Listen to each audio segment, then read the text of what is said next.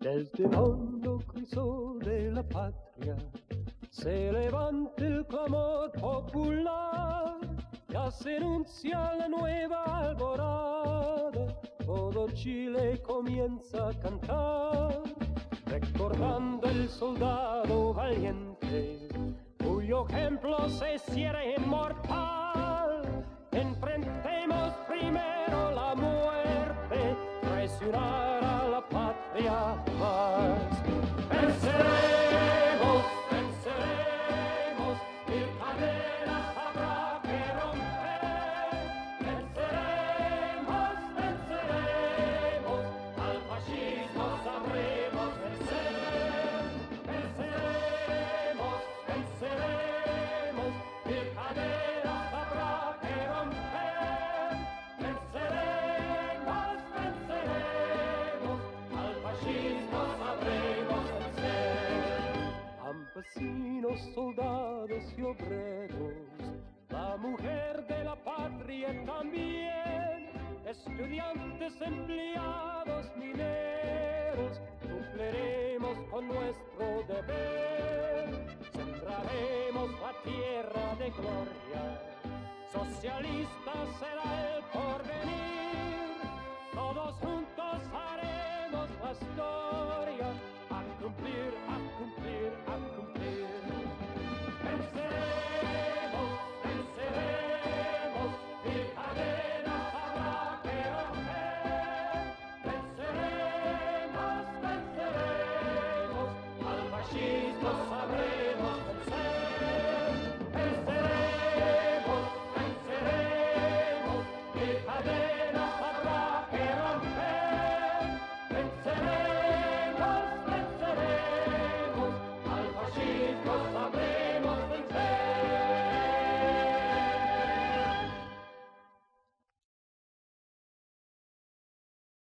Okay, so um, I'm going to start off with like the most obvious thing first. And number one, I'm going to like open my camera so you can actually see me. So, um, crazy story. I actually did two 3-hour retrospectives of the project on successive nights. The first one didn't go out because something wacky when I happened on YouTube. But instead, I sat here and jawed on for 2.5 hours. Second one went over, but here's the problem. My glasses had broken, and I thought, oh, I can still go live. Nobody will notice that my glasses are like hanging off my face and I look like an absolute loon. So after 3 hours of that, I looked at it, and yes, I looked like an absolute loon, and it was absolutely like unmistakable that my glasses were broken. So, I could not have that as a representation of the project. 6 years in, a guy that looked like Rick Sanchez ranting with like glasses hanging off his face. Well, so Rick Sanchez, if my hair was a little bit wider, if I let it get a little bit wider, I do. I confess that I have a little bit of um, vanity. Understand that my hair started going gray when I was like a teenager. Like, I mean, about 15 years old, I started getting my gray hair. And by the time I was 25, I was like pretty much mostly gray. So I do sort of like do dye my hair a little bit. Occasionally purple, occasionally just for, I get the just for men. You could say whatever you want about me, but honest to goodness, my father used to like chide me, bless his soul, about like dyeing my hair. But honest to God, he was 70 years old and his hair was still mostly black. He just had really good genes from the Mongol hordes that paraded through Austria several like over 1,000 years ago, right? Over 1,000 years ago, I believe so. I think Genghis Khan 10 something, 1080 maybe. I'm not sure. Anyway, so that's where we're at. Now, what I'm doing right now is I'm making the latest, well, essentially, the beta that we released a few days ago had some serious, like, just problems with it. And so I am doing another, which I'm going to upload. And heck, while we're doing this, I had absolutely nothing to do. And rather than sitting here and playing another video game, let's say we just sit here and watch Lodi McLoderton do her job over there, and we can, just commiserate on stuff. I have Usually my way of discussing, talking on here is saying, hey, have you seen any good movies lately? But as I can see, uh, yeah, it says going live soon over here. The YouTube thing is always so far behind. But anyway, I'm figuring I am going out live because it says it's got the timer going over here. Now, unfortunately, we got absolutely nobody tuning in, which is absolutely no like surprise because I believe this is a Tuesday. Tuesday, I believe, is one of the slowest days overall internet traffic wise. So it is what it is. And two things I needed to do to just hit me. I needed to go to the bank and I needed to go and return some memory at a store. But that's what tomorrow's it for. Get up nice and early. So I could talk, about, let's see, I think I was talking, examples of, games and such. One, if you're not aware, Steam has a very good, I think some sort of, very early Thanksgiving sort of sale, and they got a lot of games on sale right now. And earlier today, I was fortunate enough to pick out a. Let me see if I can take this way. I could pick out a couple of games that I've been wanting to pick up. I got everyone's gone to the Rapture, which I understand has a lot of things that are in common with Peace Island. I've been meaning to check it out because I understand that they did a very good job in relating the emotionality and such of the former inhabitants of that abandoned planet. Now. I'm supposing this is still going out. If anybody's watching me, let me know because it's still saying, going live soon over here, and I know I'm using my scene view. I'm wondering if it's just perhaps it's just not showing. Oh yeah, I see. It's all the way over there to the left. So I got to bring this up over here. Yeah, crazy how that works. Okay, now I see myself. All right. Okay. But anyway, I got everyone's gone to the Rapture. I unfortunately, it's a game that I understand. As many 3D games these days, first person causes nausea, and I am very susceptible to that. So I can't play it until I can, move it. Basically, cart my PC over to our television and play it on there. Put it up on the television and view it from a distance. That's because apparently all the people who make video games these days, they design them for people who, are console players, people who sit on their couches and are about 5 or 6 feet away, 5 to 8 feet away from their television. Whereas I'm right here on my monitor. So there are these field of view issues. And I mean, if you're lucky, a game will provide an FOV, adjustment, but we'll see if this does. But overall, I just seem to have like big nausea issues with first-person shooters. And I mean, I'm 53 and I've been a gamer since I was 15 years old. And I was playing first-person shooters and things like Fallout and always in the first person for how long? For decades. And it was just seemed to be when I hit about 45, I started getting nauseous whenever I played any of these games that were like first person. Now, another game that I picked up, and I mean, considering we're waiting for this to load, I could just talk about games. I mean, outside of RimWorld, while I'm waiting for things to load, I've not had a chance to really check out anything new lately. But if anybody here is not watching a video channel called, it's run by a guy by the name of Jacob Geller. He does some of the best, I'd say, if not the best, gaming. I'd say among the best, because there are so many good ones out there. But he does among the best video game essays about the craft of games, etc. And he recommended one to me the other day. Well, no, he didn't recommend it to me, but he mentioned it in his cast. It was something called, let's see, and this was another one that was on sale today. It's like, I feel like I should pick it up because it was just a very bizarre, like, let's see here, concept. For those, I mean, right now we have 3 viewers. My goodness, that's a heck of a lot of people. It may be just like my mom and a couple of people, but who knows? Let's see. Yeah, it was a game that he mentioned in a called Who's Leela, and I really. Number one, it had a very bizarre interface. It's sort of a choose your own adventure sort of game, and It sort of takes place in, a Groundhog Day sort of thing where the day constantly just replay the same day every time. But what's really you play by manipulating your face when you're in conversation. And if screw up, get different responses based on your facial expression. And what this game does, like another game called Inscription, that's very good, is that it breaks the fourth wall and becomes sort of an ARG experience. In the course of playing Who's Leela, it'll send you to websites. It'll send you to Twitter accounts. It will send you, at a certain point, you download a second game that you have playing, or a second like app that's playing in the corner, that as you move around in the other game will enhance what you've seen before or send you in new directions. And I'm really liking the I mean, it is kind of tedious, going through this world. But I still think that, I mean, if you have a couple of bucks, I think right now it's on sale for like $7 or something. It's like $7.95 or something. I recommend checking it out because so far I've played it for just a few minutes and it seems to be pretty interesting. I'm just going to also show you. It's got this for people like me who remember the old school computer. I just want to show you the interface because I also have a soft spot in my heart. I'll go full screen with this, by the way. For these things that show the old sort of like, Macintosh, these kind of graphics. Let me go, settings, full screen. Let's go full screen with, oh, I can't because you have cut off. Sorry. All right.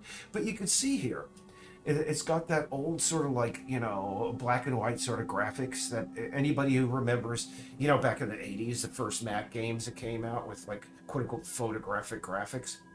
And we'll just go, let me see, back. And you always start, like I said, it's sort of like Groundhog Day. You start. And I'm not going to put you through the whole thing of just having to go through this, but I can show you. Every morning he goes into the bathroom. Now, I can't give away any spoilers, but one of the things you have to do, and everyone, I mean, I already have a suspicion of why we have to pick up the garbage every time at the beginning, every time the game resets, you have to take out the garbage. That's the one thing you can't get away from, and I think I know why. I'm not gonna, and it's also got a really sort of a cool, the soundtrack reminds me of actually a little bit of Disco Elysium, but a little bit better than Disco Elysium. It's got sort of, a film noir New York sort of thing, even though I believe it takes place in Detroit. But you can see here's one of the interactions here. Yeah, submit neutral. I'm just going to go like submit, and he's like disgusted with her. A surprised face. Are you all right? You see, every time it's a choose your own adventure that's decided by your facial expressions that you create. Oh, I keep on wanting to see it. Can I go through that door? I want to go out through that door. Yeah. But anyway, you can see it's got this. And every day you have to take out the garbage. And again, well. And it's got this, again, this very sort of like, again, true crime discovery sort of thing going on. I approve. I approve of who. I think this is another one of the games that's made by a very small team or maybe even just one individual. So, I mean, I think it's pretty cool. And what's good is that what's kind of neat is, again, it's got the ARG sort of element to it. I mean, type in text, but when you get your first addresses, you click there and it immediately gives you these, and you assume, oh, the type in text isn't for anything. Actually, as you learn the ARG content, the websites and the Twitter accounts, you discover, addresses that you can go to that are not mentioned within the game. And again, this is a good craftsmanship, I think. Very good. Anyway, that's what I've been messing about with for a couple of hours. And again, Jacob Geller, I think I mentioned this last night in my stream over on Twitch. He's rarely, steered me wrong as far as game recommendations.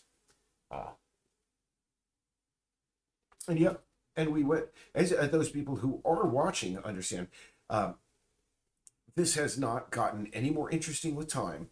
These live casts, they just have not gotten any more interesting with time. But I could do just like a Reader's Digest version of the sixth anniversary live cast. It started off with about an hour of me talking about how the game project started. Then it went into about an hour of me talking about like the dark times and about the scammers. I mentioned them many times by name. Um, and then it ended with about 45 minutes of me talking about, well, once we got rid of those guys, the project is back on its feet and we're getting a hell of a lot of stuff done. I mean, today we integrated this new system about, for example, some people in our Discord said, um, one of the things they would like is, for example, there are cat beds all around the game, and eventually, I mean, you're going to want to put a cat, into a bed where they can get snoozy and leave them alone and they can get rested. But what we did is they said, yeah, what we would like to do is have it so that if a cat puts toys inside of a bed, the bed becomes more, more efficient at recharging the cat's comfort.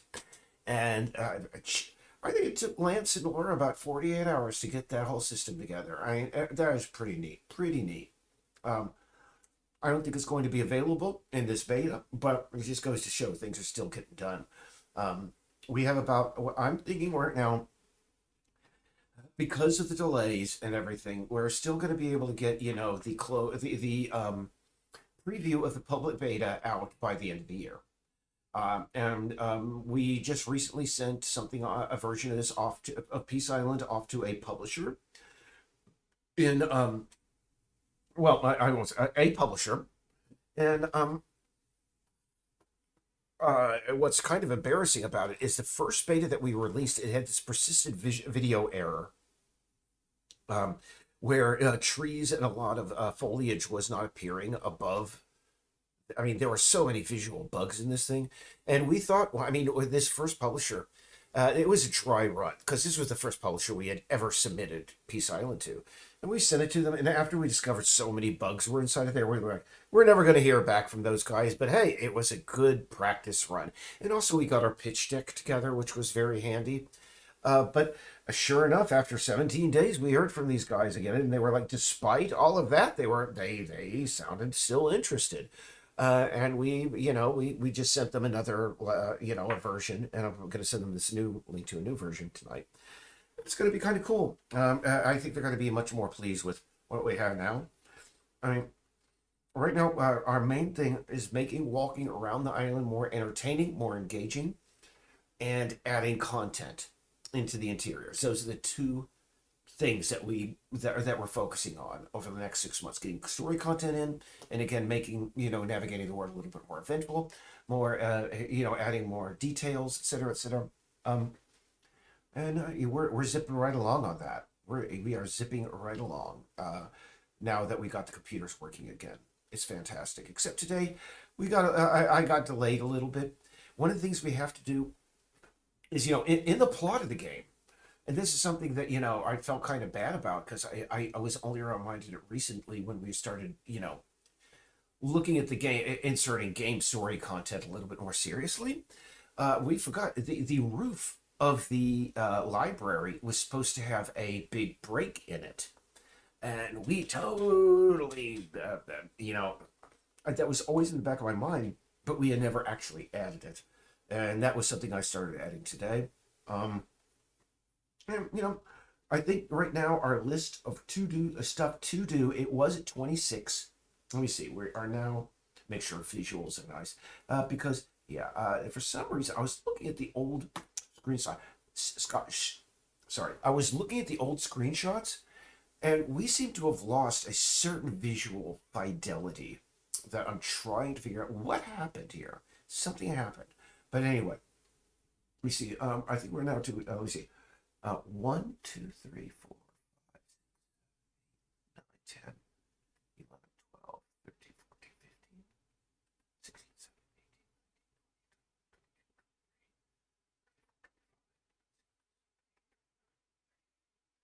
18, 32 items remain to be done. And I think between now and the next 4 weeks, that list is probably going to, as it was before, it's going to expand to about, 150 items. And as before, if we get 80% of those items taken care of, I'll consider it ready to go for, a preview of the public beta. And of course, the public beta is probably going to come out after we have a chance to do one last round and, maybe get the last, 20%, maybe 15% out of that remaining 20% done. Because you're never going to get it 100% done, unfortunately. There's always work to be done.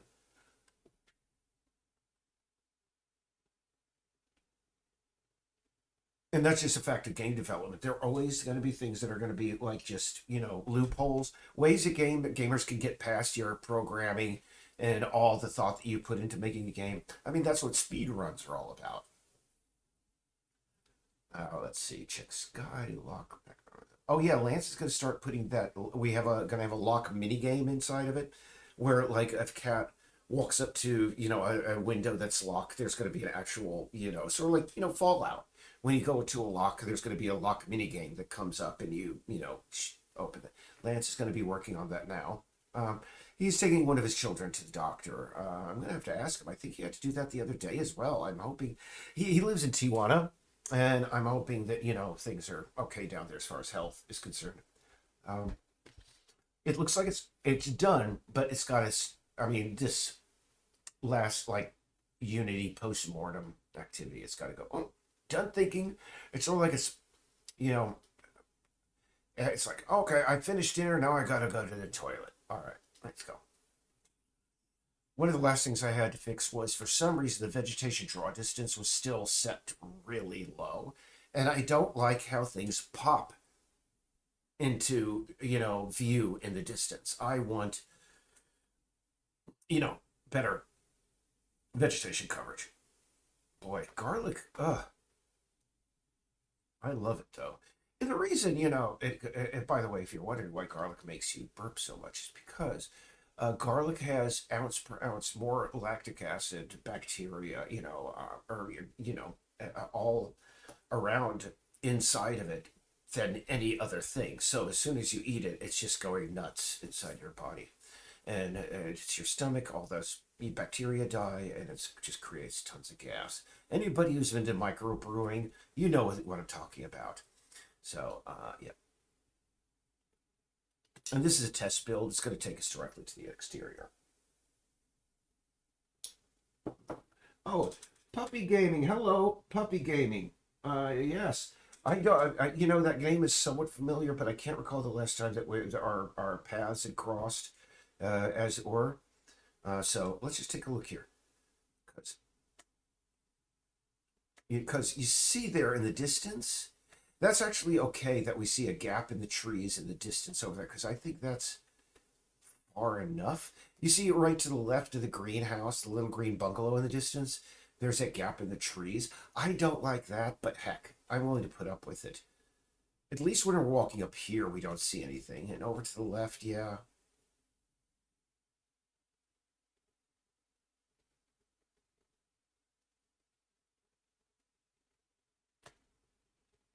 Just checking the shadows and seeing things here.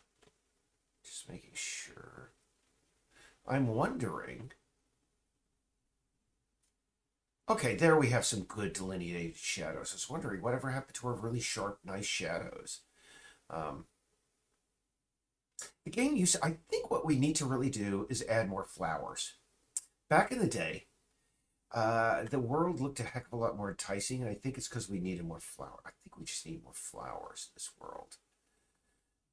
Now, something that Lance is going to try and work on is that, you see here we have almost no jitter on the back legs when the cats are walking around.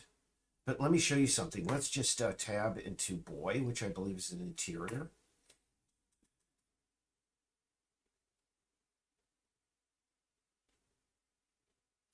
Cat Simulator 2015. So now look at this. See that jitter?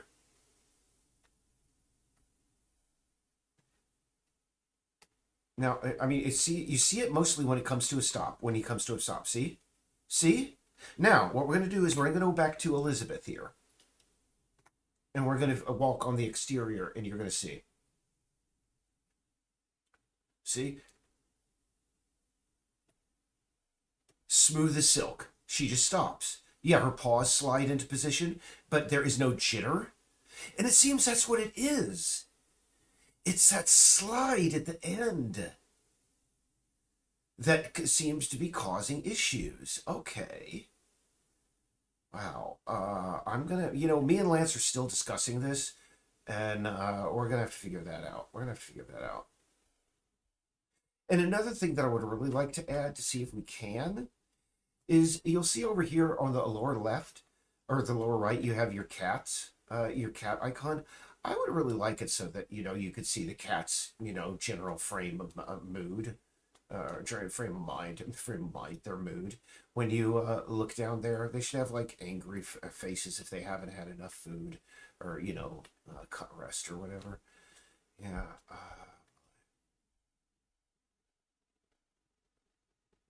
Seeing, I mean, yeah, we do have ambient occlusion. It just seems something visually is missing here. I think it's just color. I mean, really, yeah, we need more. We need more autumn colors. That is what it is. Bottom line, we need more autumn colors in the trees. Sort of stupid that I'm mentioning this right now, this late in the game, but no, trust me, this is something. But actually, we're in the evergreens. We need to go down into, yeah. Yeah, but even these guys, these are not furs, and they could have more. We need, yeah, more autumn colors. And I think I'm going to add that to our list.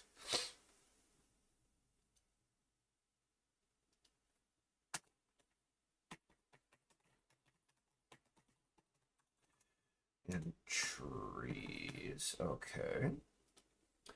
And I'm wondering, we've been walking around for a while, and we haven't had like a mushroom come and like pay us a visit. I'm wondering if those are even working yet still. Maybe we need to adjust those.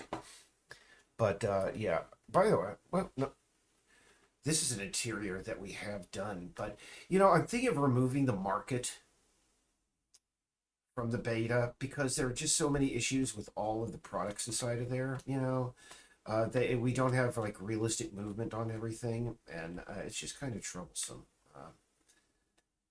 And really, considering the market is where Gary is, you really don't need access to there. Maybe we could just put something else. Let's see. Goodness. I figure she would have a more rural mailbox. I'm going to take another look at that. Hold on, what was that? Oh yeah, yeah, yeah. Yeah. Two of the things that we're going to have eventually, and as you walk around the game in the most recent beta, and we do need more stuff going on. Look at this. It is. Outside of the plants moving, we need a heck of a lot more stuff being active. There should always be something moving. Insects or at least birds. But there are going to be two audio tours around the island, and these are like the little stops on the audio tour. Speaking of which, I just want to check, is this place still back here? Because this was a new location that was added recently. And by the way, the paths on Main, the main wood paths are that rough where rocks are just, yep, let's go back here.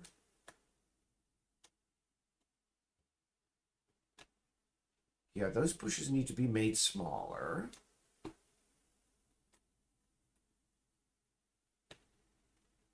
Yeah, smaller bushes.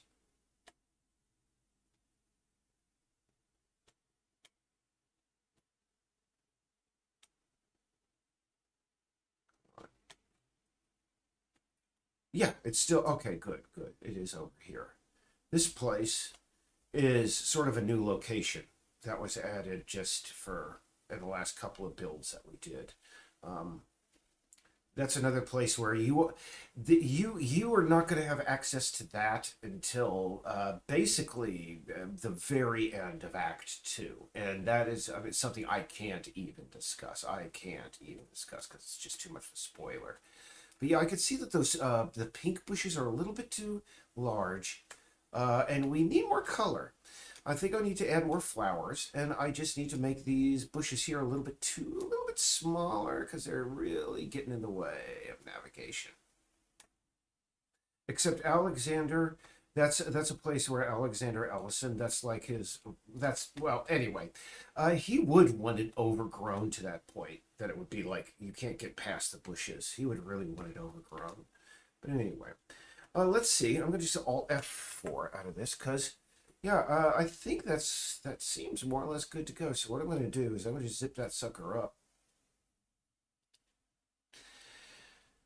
And yeah, this is a test build, and I got to make another build over here inside the Unity editor. I think at this point, you know, you said, let me see.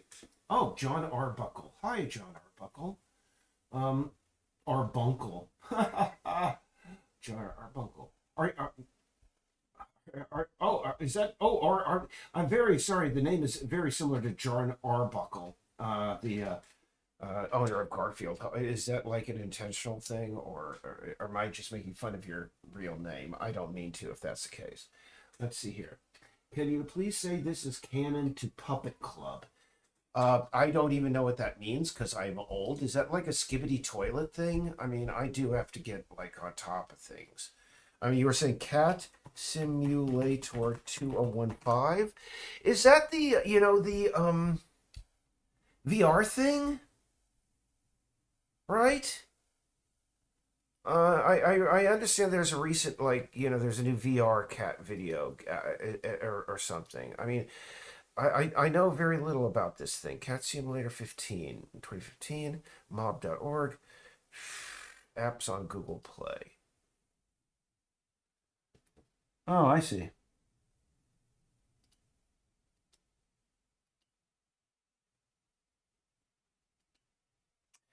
Um,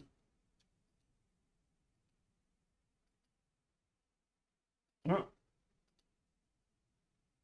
okay, when you say this is Cat Simulator 2, not Cat Simulator 2015. I don't know. Are you like the person who made the game? I don't know. Canon to Puppy Club. This is Canon. Oh yeah, I just said it, so you got that. What is Puppet Club? And we could just talk about this for a second. What the f is this?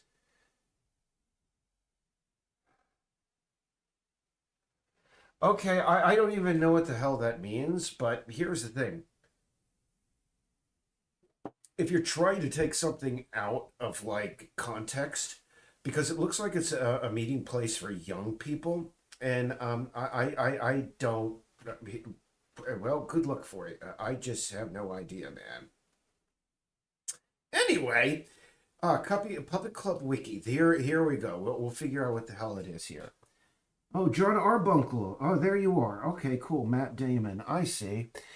Well, you know, I'm an old guy. So what I'm going to do is I'm going to go, well, good luck with that.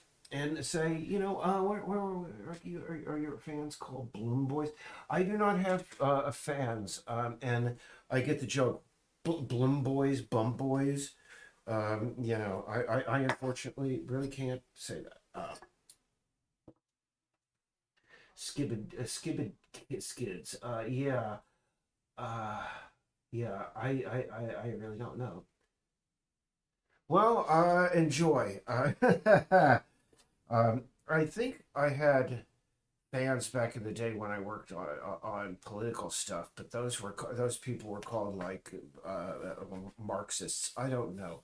I will be back in a moment because really, what I'm going to do right now, it's strange we have 3 viewers, and it looks like we had 5 at one point because there's so little going on, and I don't even know what Puppet Club is.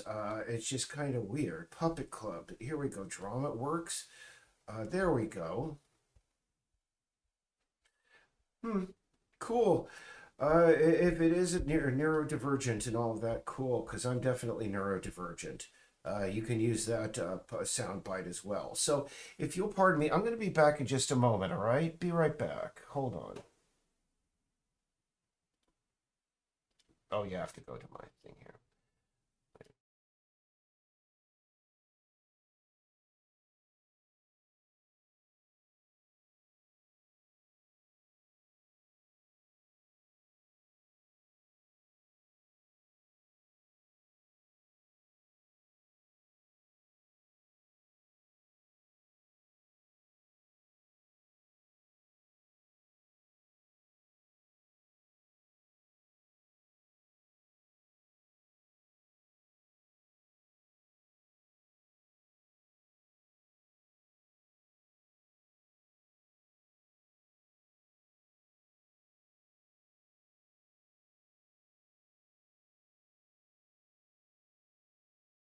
See, okay, now when this opens up, all we're going to really be doing is I'm going to be making a new build, and you'll get to see me set up a couple of things, but which is incredibly dull. But if I mean, I do not know what the whole puppet club thing is, but I can see it's a neurodivergent and et cetera, et cetera. And here's the thing: I understand that people who, I mean, come on, I'm a little bit neurodivergent, and I have a hard time people reading people's faces. And let me tell you, I have social anxiety.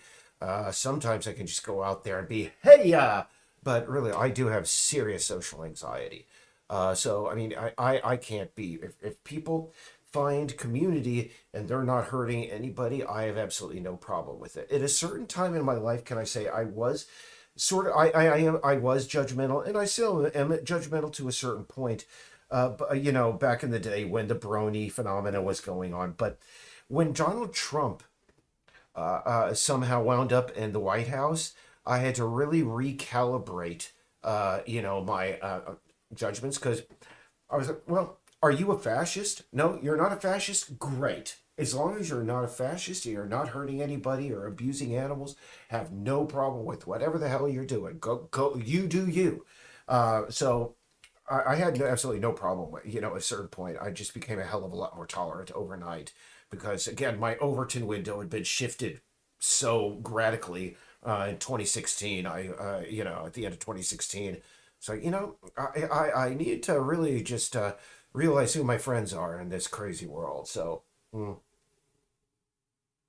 but what I understand, and this is a crazy story. I understand that there is a straight up fascist furry sub thing, and they're run by a guy who literally goes by like the name Adolf Foxler or something. And oh goodness, um, I know so little about what's going on in that fandom, but what I've heard recently is not good. Um, Geez, goodness, can I just say, and this sort of offends me to a great extent. And again, I have absolutely no problem with people. I mean, I have no problem with LGBTQ, trans, etc. I have no problem with furries for the most part. But from what I understand, there is still, unfortunately, a strong trigger warning. I'm just going to mention the word animal abuse. People in that fandom who literally abuse animals, and they are proud of it, and that's got to get cleaned up. That's got to be cleaned up real hard before I can even assume. I mean, I can be a little bit neutral about that again, because I mean, I know. In fact, a friend of mine, Joe Strike. This is a crazy story. One of my oldest friends in the world is a guy by the name of Joe Strike. He's currently in Japan doing a book tour because he wrote, I think, one of the most contemporary histories of modern furry fandom. Believe it or not, one of my friends is like one of this like freaking historian of that fandom. I basically back in the day, like I've said so many times, I went to every kind of convention I could just to make a few bucks. I went to furry cons, I went to let me see, sci-fi cons, gaming conventions, any convention I could where I could sell money. Sell money? No, where I could make money. So let's see, game manager. But here's the thing is,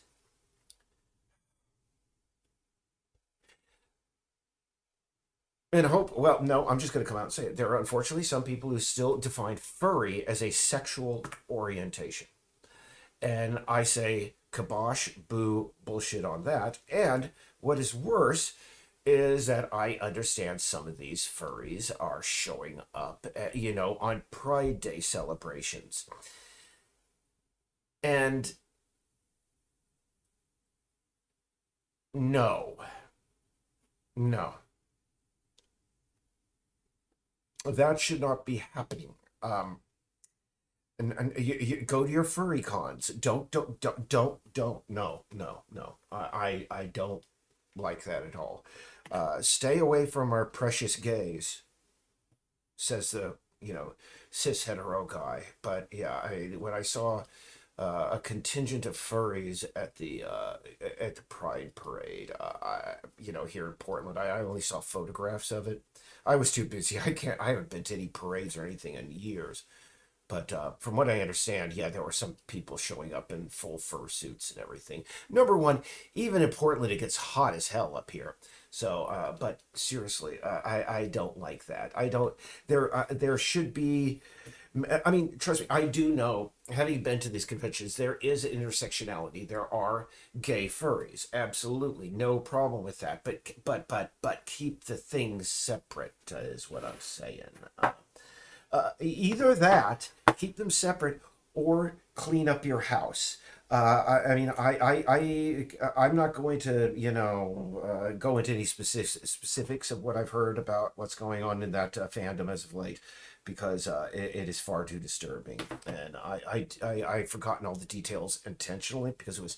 There are two things in my life that I cannot stand. Okay, I mean, I could sit and I could watch a movie with hundreds of people dying and just being tossed out of windows and being beaten up and tortured, and I just laugh, you know. But if you show me an animal being hurt, I'm traumatized for a week. I cannot stand that, and that's why I've removed what I have heard about contemporary furry fandom from my head. And I do understand that what I'm speaking about is a very small minority within that fandom. But I am not in a position to really speak about it because I have not been to one of those conventions now. I think today now is 2023, correct? I think about 25 years. I have not been to. I stopped going to conventions regularly about 2000. So it's been a 23, and except I went to two comic book conventions in 2009 to meet up with a friend of mine by the name of Jose Calderon. Him and his wife or partner, Daphne Lage, are very prolific, comic publishers. But anyway, I'm sorry, I'm going off on tangents. Mm. Okay, great. Eric, are you okay? Okay, sorry about that, puppy. Hey, you're my fan, so that's why I went off on that tangent. Uh, well, no, what I was talking about. Why was I talking about that? Because, well, you approached me from a parent. I mean, there's a puppet thing, and I was talking about how um, certain subcultures. I have absolutely no certain problem with certain subcultures, but then I had to go off on a tangent about that. That's why.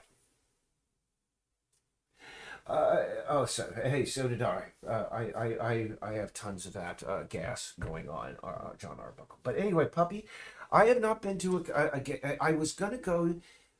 In Portland, Maine, we had recently a small, sort of like board game convention. They have them 4 times a year here.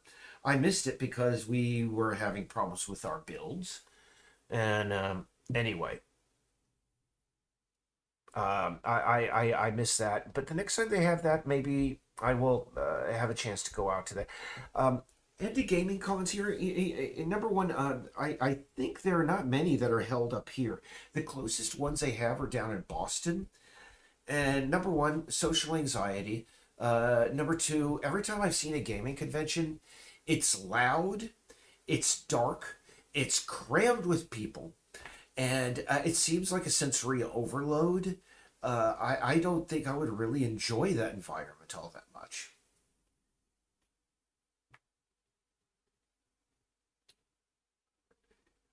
Well, see, she's all these people are showing up that know each other, and I don't know any of them. This is odd, but hey, nice to see I have some sort of community going on. Hopefully, I mean, there's no sort of weird white supremacist thing going on over there in the puppet land. Even though I bet there is, I bet there is an alt-right puppet, community out there, because they're everywhere, unfortunately. Oh goodness. So, anyway, um, blah blah blah blah blah, and yeah, and I also wanted to mention, yeah, my friend Joe Strike writing that thing, yeah, because again, oldest friend in the world. crazy that he's writing that book about that. But I think we actually met at a convention many, many moons ago, and I can't even go into that because, well, it was a wacky situation. That was back when you could smoke inside of hotels in California. Those were the days, 90s. But let me see. What is he going to be building? You know, what I'm going to do is I'm going to sign off because I think I've been doing this now for how long? Actually, no. I do this for an hour, so I'm going to be here for the next 14 minutes. Let's talk about the puppet thing. Oh, everybody's left. Okay. All right, you're a blue person. Well, blue power. I'm very sorry. We seem to have lost everybody. But anyway, I usually do this for an hour or so. Heck, we could just talk about puppets. You know, a friend of mine, Richard Gross, um, he is apparently a very big into stained glass and making puppets. Don't tell me you know Richard Gross too. I think he lives somewhere in like Ohio or something. Not sure.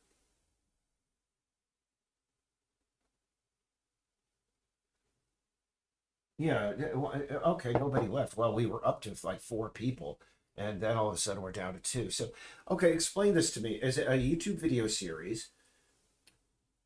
And is it I guess I could watch an episode, but the thing is, that would require me just doing a reaction video, and I don't do those. So I could check it out later. Uh, okay. I'm interesting. And yeah, by the way, somebody mentioned Cat Simulator and Cat Simulator 15. You know, there are a heck of a lot of cat games being made all of a sudden, and it's crazy. By the way, this is another thing from that weird game that I was playing earlier. Like I said, it has ARG content, and I'm wondering, they have a telephone number over here. I think those digits right here are 501, and I'm wondering what would happen if I dialed that number. But I my phone doesn't have an international plan. Maybe I could get on a Skype and call over there. Who knows? Now it says zero viewers. So anyway, hey. Yeah, I could check it out at a later time. Maybe club. Who knows? The problem is that usually I have about a dozen things going on, and I will probably forget that the name of your TV channel, your YouTube channel, within 15 seconds of me signing off. So, have you seen any good movies lately? I will only respond to movie discussions now. Oh, by the way, I think this is done.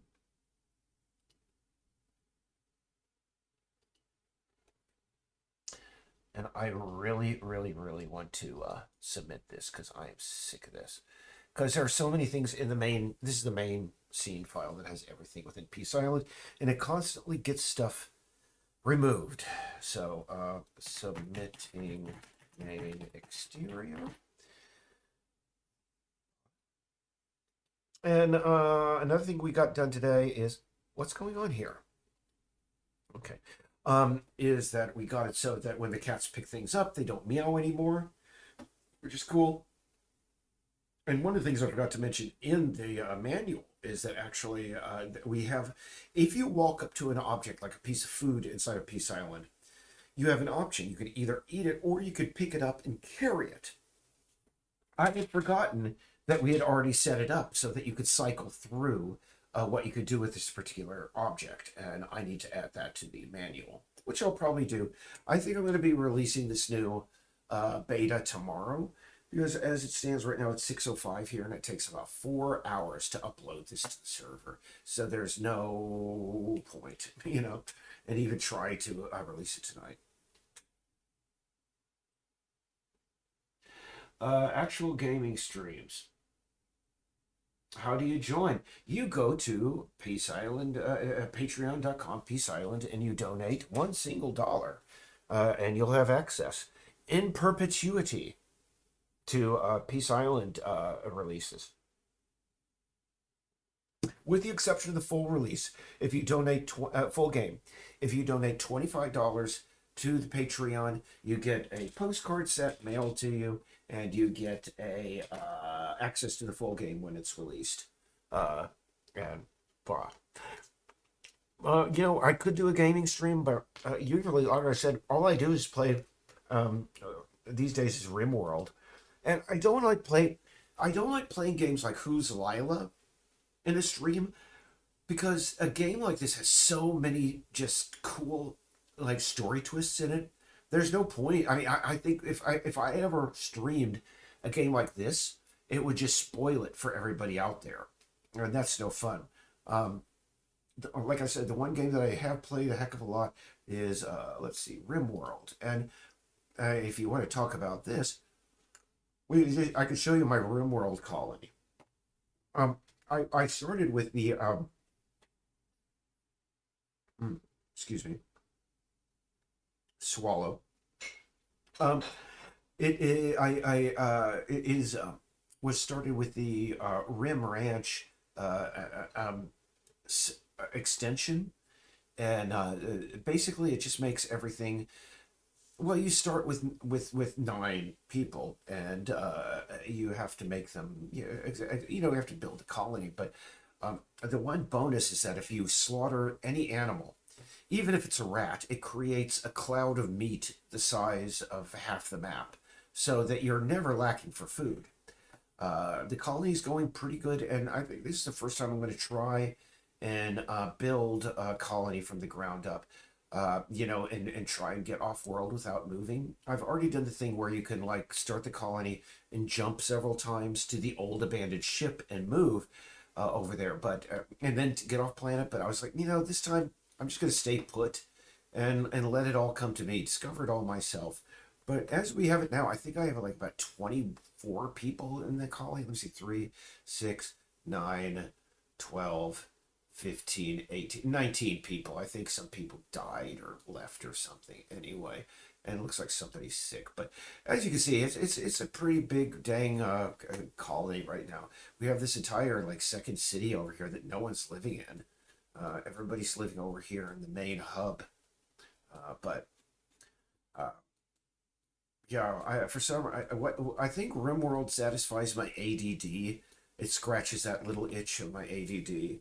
Because there's always something going on that demands your attention, something that can be improved or something. And anyway, yeah, toilet and smile. All right.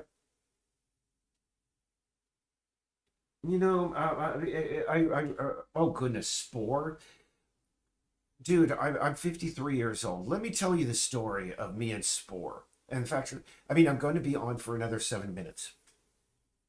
I was one of those people that watched the original Will Wright, discussion on what Spore was going to be, where he like showed the animals dragging it. And I remember there were other like photographs of other presentations that Will Wright had given on what Spore was going to be. And he said at the very beginning, there was going to be a Tetris-like game where you like slowly put the like DNA into place to form the first eukaryotes and such. And it was going to be so much of a game. And I remember when Spore came out, you got to be trolling me. I mean, somebody says, oh, you should really try Spore. You have to be trolling me, man. I was there, and I was so looking forward to that release. And that was the biggest disappointment, gaming disappointment in my life. Honest to God, the worst disappointment. I mean, when he got into the space stage, it was literally you just going around shooting these ships and and you could finish the whole game in like one sitting. It was, we were expecting this fantastic thing, and it's strange that Will Wright has pretty much disappeared since Spore from the public view. No one's seen him. No, I played Spore, and oh God, no, Spore was a great disappointment, and I mean. That is why, I myself, I don't want to disappoint anybody when I release the game. I want to, but, our game.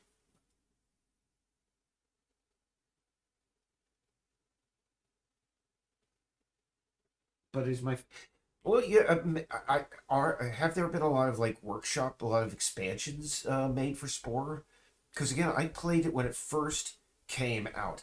In fact, I recalibrated my windows to make me look in England, make it look like I was in England, so I could play it, a day before it came out here. And man, that night, that when I opened it up and it was like this cute kitty game with giggling, oh God, it was just, to me, very, very disappointing because I was expecting something absolutely epic. Um, I mean, I remember Will Wright when he was on Stephen Colbert. He had a lot of ambitions for the game. He was like, literally, this will change the world because I remember in his discussions about Spore, he was always talking about how he was educated in Montessori schools where they teach by learning. I'm sorry, teach by learning, teach by doing. And he was hoping to use Spore as a way of teaching about teleological evolution.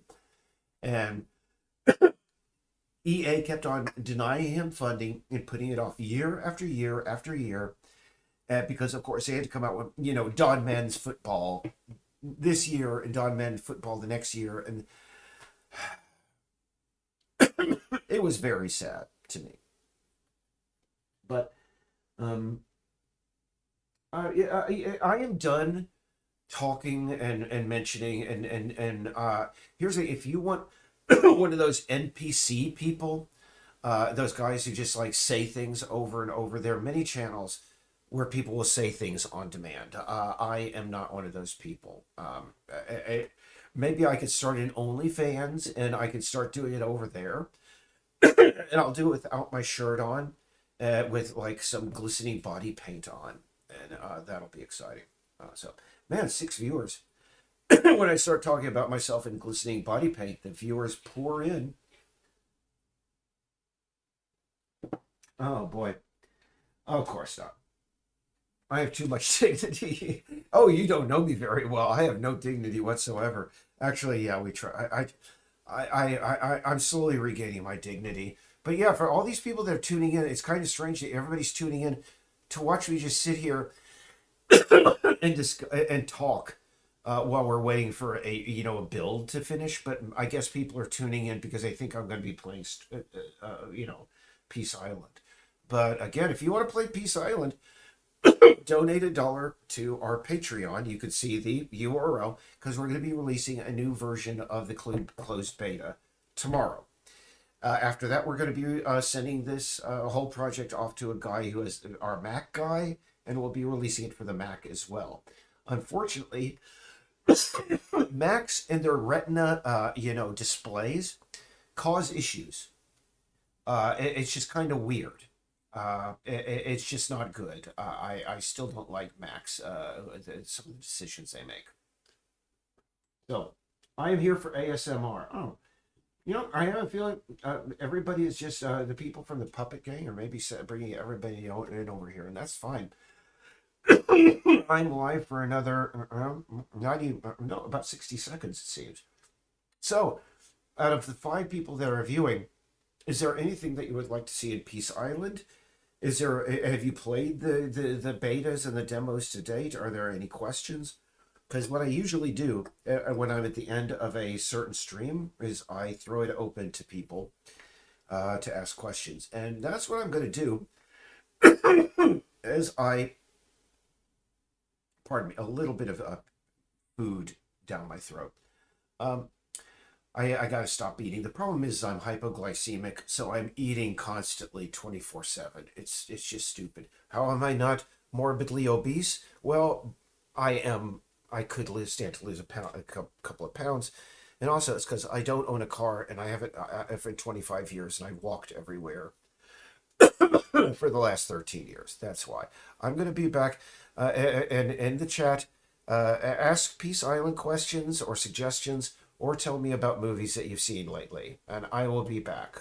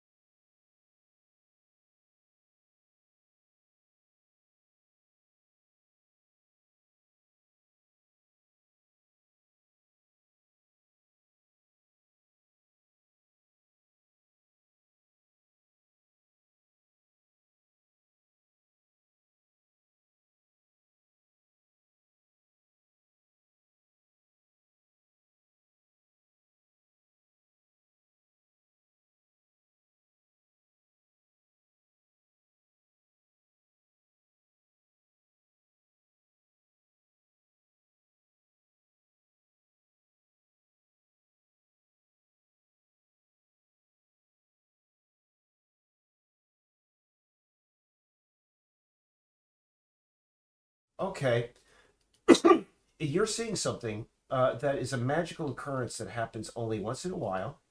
I'm I think I'm still going, but occasionally you'll see at the bottom of my window here, I have thousands and thousands of applications that are now running. This happens occasionally, once in a blue moon. It's a magical occurrence that basically makes every application on my entire um, system start.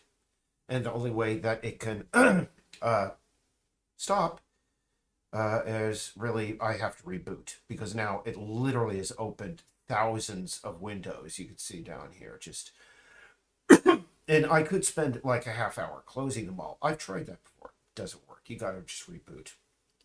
Nope. I don't see any. Excuse me. Discussions about movies or Peace Island over here. People just want me to. Excuse me. Talk about some puppet club that I am not. But hey, or cat gang. But hey, yeah, yeah. Once in a lifetime event. Yeah. You know, I could show you the best movie I've seen recently. It is I am a I actually saw it again the other day. I have it on DVD. It is a short film that is based on a Franz Kafka a short film called based on a short. It is a short film based on a short story by Franz Kafka called The Harrow, or the Penal Colony as well. It was either the Penal Colony or the Harrow. And I'm pretty sure there are people here who know who Franz Kafka is. But one moment, be right back.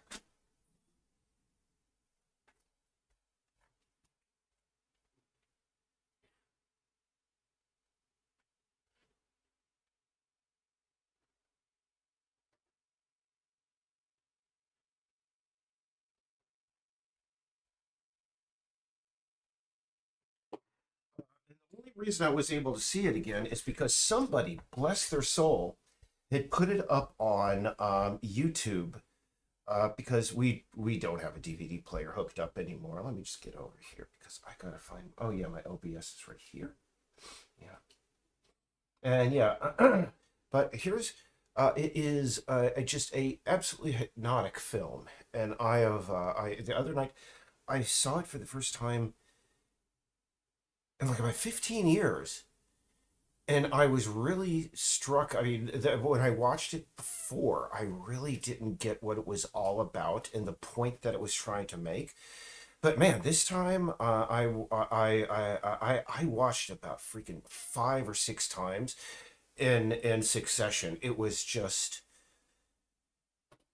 perfect. It summed up what it's like to be a video game developer, quite frankly. And you know, as a way of saying good night, what I'm going to do is we can watch the trailer. I'll show you. It's YouTube because after this I have to reboot, unfortunately. But it's a Zoetrope trailer. Yes. Uh, and I got into the film initially because a musician that I really like. His name is Brian Williams. He's done a lot of sound design on movies, but he also does music, well, dark ambient sound under the name of Lustmord. And I always bought any album this guy comes out with, and he did the music for this short film. And but well, yeah, it's just excellent, and you can find it's called Zoetrope on YouTube. It's about 15 minutes long, but I'm just going to play the trailer. Those who might have like epilepsy issues, you may want to just tune out at this time because there's a lot of flashing. And we're going to pause it and bring that background audio up. So, and also, what is all this crap? Yeah, we got a little bit of a glitch up here, unfortunately. Yeah, excuse me. Yeah. Let's go.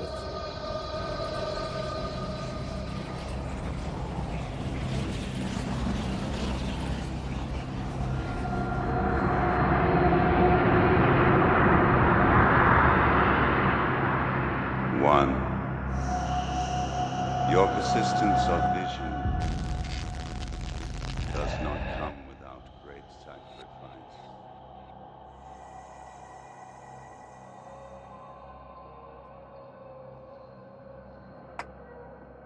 Let go of the tangible mass of your mind.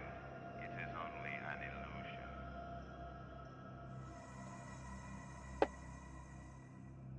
There is no escape. For the soul burns on, everlasting, encapsulated within infinite time. A 1,000-year journey at the blink of an eye.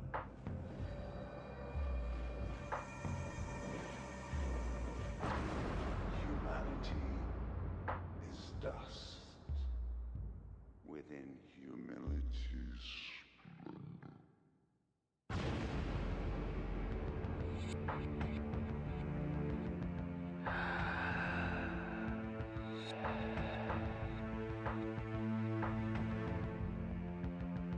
two.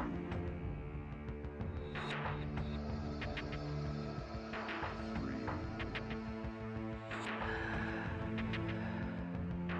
Four. Five. Six. Seven. Eight.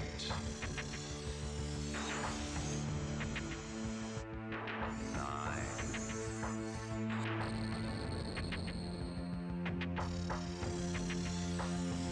10.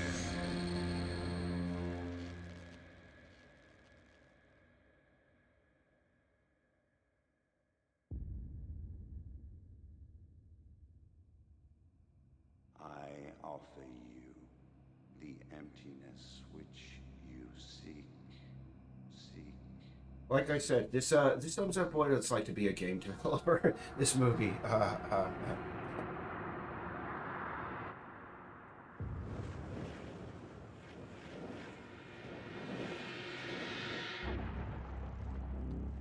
And understand all, like that weird montage stuff that is going on. It actually has an absolute purpose within the thing, within the film, because understand Kafka was always about almost he lamented that we almost lived in a deterministic universe, and that was just showing that the bars that were imprisoning that individual since centuries before had always been meant to be forged specifically for that individual. And anyway, I really love Kafka, and really this film is one of the few films that really I recommend watching the entire thing. It is a tough watch, and again, if you have epilepsy, flashing warning. But it's one of my.